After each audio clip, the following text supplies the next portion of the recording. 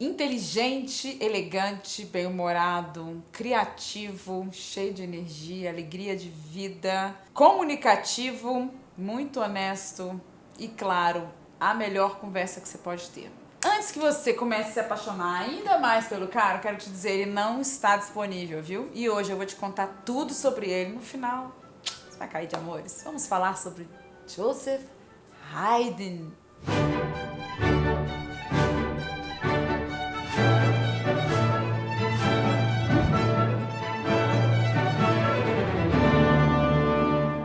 Haydn nasceu em 1732 e morreu em 1809. Ele chegou a ser professor de Mozart e mais tarde foi professor de Beethoven também. Muita gente liga Haydn àquela coisa, aquela dureza do classicismo, dos grandes palácios de Viena. Sim, ele fazia parte e ele dominava aquilo tudo. Só que ninguém conhece o cara, gente, lá dentro, quem ele era. Tanto é que os músicos que trabalhavam com ele, e Mozart também adorava falar assim, chamavam ele de Papa Haydn, que ele era meio paizão da galera. Não teve filhos naturais, casou uma vez só, um casamento que funcionou por um tempo, mas depois nem tanto. E eles tinham uma amizade profunda um pelo outro, mas era um casamento de aparências. Mas antes da gente falar dessa vida interna dele, é o seguinte, ele nasceu numa cidadezinha pequena, não veio de nenhuma família de músicos, não era família rica, o pai dele trabalhava para a aristocracia e era essa cidade chamada Rohrau. Como é que chama a cidade dele? Acho que é Rohrau. Aí escreve R-O-H-R-A-U, não sei como fala.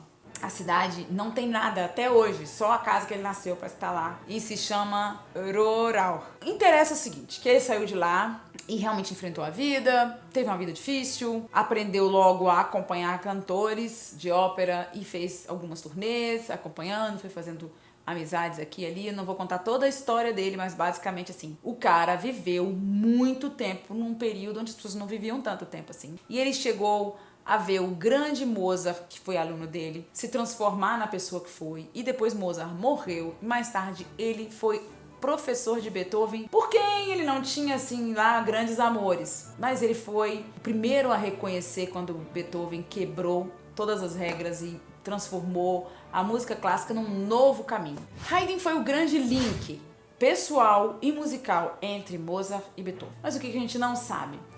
Que ele foi o pai da sinfonia e foi também o pai do quarteto de cordas. Você acredita que ele criou o quarteto de cordas? Ele inventou essa formação que é praticamente a base da música de câmara. São 2 violinos, uma viola e um violoncelo. E um bom quarteto de cordas é uma conversa entre pessoas elegantes e educadas. Ele foi adorado por aquela elite de Viena, porque ele fazia a música que eles queriam, mesmo quebrando algumas regras aqui e ali, porque ele fazia a música mais clássica possível. Sim, ele foi o fundamento do classicismo e, no final das contas, também o fundamento de toda a música de concerto. Escreveu mais de 100 sinfonias. Ele trabalhou para a famosa família Esterházy durante anos, até o momento que mudou-se ali a gestão, um morre, o outro vem, e ele viu que não tinha mais aquele prestígio todo, educadamente, foi para Londres. E lá ele pôde fazer um novo público. Lá ele foi muito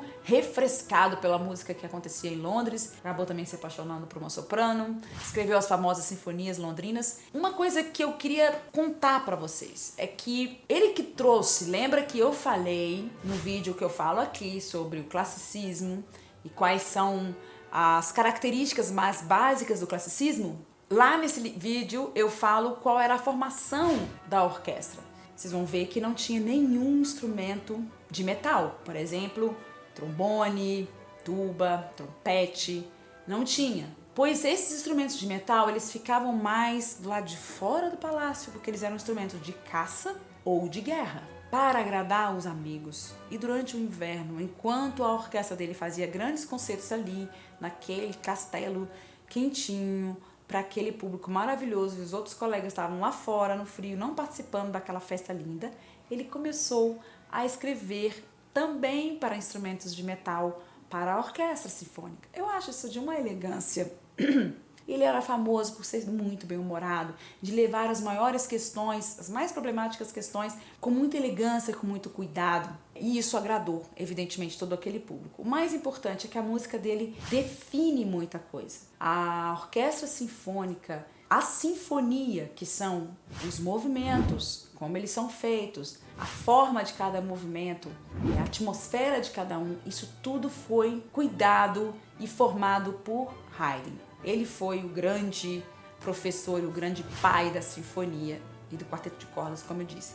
Teve vários alunos, todos os músicos da orquestra dele o amavam. Como eu disse, ele era inclusivo, ele incluiu aqueles que estavam do lado de fora do castelo, do lado de fora do palácio. Eu queria contar duas historinhas que eu acho bem interessantes dele. Primeiro, em 1803, ele já estava aposentado, né? E Beethoven já estava lá, quebrando tudo, né? Mudando as estruturas de toda aquela forma que ele, durante tantos anos, criou e fez com que aquele público gostasse de ouvir, né? Pois é, Beethoven, no dia da primeira audição da sua Sinfonia número 3, a heróica, famosa, Haydn chegou no meio da sinfonia, foi embora muito impactado, né? Foi uma audição para poucas pessoas no Castelo Príncipe, sei lá que eu esqueci o nome dele.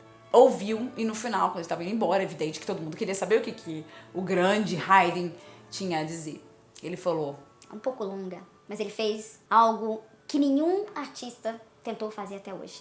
Ele se colocou no centro do seu trabalho, no centro da sua obra artística. No final ele disse: tudo é diferente a partir de hoje. Essa é uma pessoa que com poucas palavras consegue sintetizar o que estava acontecendo com a música naquele momento. Em 1809, que foi o ano que ele morreu, ele viveu um momento de muito estresse, porque Viena foi invadida, foi ocupada pelos franceses, né, pelo exército de Napoleão. E ele ficou ali, ele não foi para lugar nenhum. No meio daquele desespero todo, ele começou a tocar o segundo movimento do quarteto dele, Op. 79, que é o quarteto Imperador. A história do quarteto de Imperador é a seguinte, desculpa que eu vou abrir mais uma aba.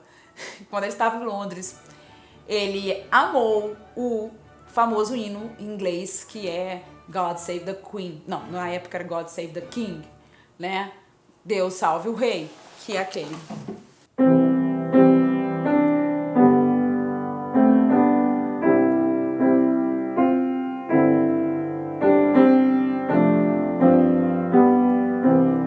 Então ele pensou, poxa, eu podia também fazer algo parecido. Ficou muito emocionado com aquilo, mas nós também temos um grande imperador na Áustria, eu vou escrever um hino para ele. Ele colocou o segundo movimento do quarteto Op. 79 dele, que se chama Quarteto Imperador. Ele escreveu isso.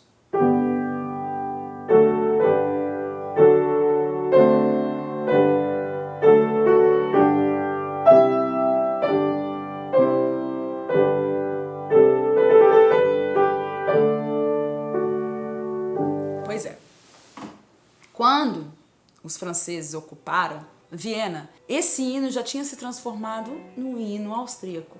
Ele abriu as janelas bem abertas da casa dele, da mansão dele, e disse para o povo: fiquem calmos, vienenses, fiquem tranquilos, Papa Haydn está em casa. E começou a tocar.